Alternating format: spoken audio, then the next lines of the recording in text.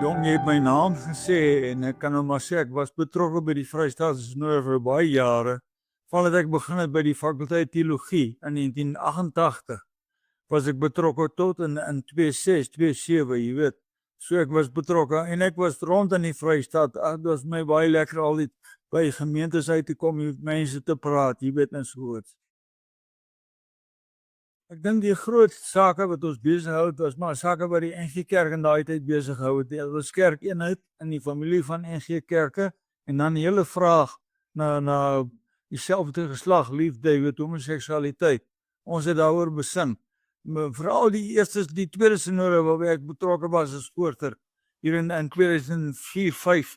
Ek kan nou nie mooi die datum meer onthou nie, maar het ons oor homoseksualiteit ernstig besin, maar die Vrystaat het al die jare wat hulle gevoel het 'n behoudende Bybelse standpunt gehad. Hulle het gehad, maar hulle was nog baie keer mense wat oop hart gehad het vir die mense. Jy weet wat hulle mooi hanteer het, wat taktvol was en dinge wat gedoen moet word. Dit was maar die groot kwessies, maar ons wou baie graag wou ons by die Bybel bly, of kom ons sê 'n skrifgefundeerde standpunt die hulle laat sien.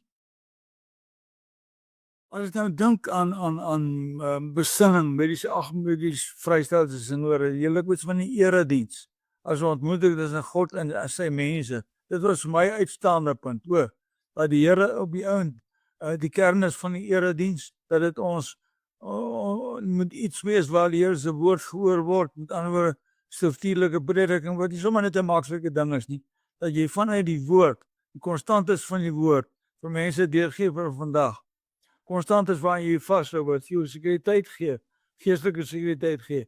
Dit was my hoogtepunt, maar ek wil ook sê die Vrystaat was die synode ek kom ervaar, was altyd 'n klomp mense wat as jy vanuit die woord kan oortuig, en het jy oortuig. As jy met die woord kom en jy kan aantoon dat dit regtig uit die woord uitkom, want nou is daar baie verskille, dan het jy mense oortuig. So dit is my uitstaande punte. Ek wil ook sê die sang van die Vrystaat was my wonderlik, jy weet. Vir my was altyd baie lekker ding. En as 'n mens daar voor sit, jy hoor al die goed in die ou synodesaal. Jy weet, dit was vir my altyd baie lekker, manstemme en dan hier en daar 'n dame ook wat opduik het, maar dit was my mooi. Ek dink wat mense moet sê is dat die kerk moet kerk van die woord wees. Dan moet hy dit op 'n lewendige manier doen. Jy weet, die kerk is 'n verkondiging van die woord, sy standpuntstellings en maar ook in die media, sy standpuntstelling waar hy kom.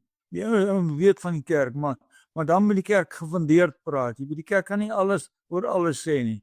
Maar dis nie daar, nou as jy nie meer kerk is, dan word baie meer van 'n drukgroep, jy weet, so om die woord te laat hoor vir aktuelle sake elke dag, maar ook die woord laat hoor in die erediens, want dis waar die kerk eintlik baie sigbaar is, in die gemeente, in die erediens, dat mense weet, so sê die Here, die Here het nou gepraat. Is vir my baie meer belangrik as sê maar 'n paar grappies of gewildheid, jy weet, om jy mooi woorde gebruik en so voort, maar dit gaan oor die woord van die Here wat duidelik en helder gehoor moet word, maar met oortuiging, as mense wat kinders van die Here is, wat deur die Gees van God gedryf word, om dit uit oortuiging te sê. Jong, die Bybel is so vol van mooi goed wat 'n mens kan gee, maar wat my nou die laaste paar weke beetpak, ook hier in Clarence, jy weet, waar ek in die gemeente is God is hier teenwoordig. Dis 'n wonderlike ding om te weet.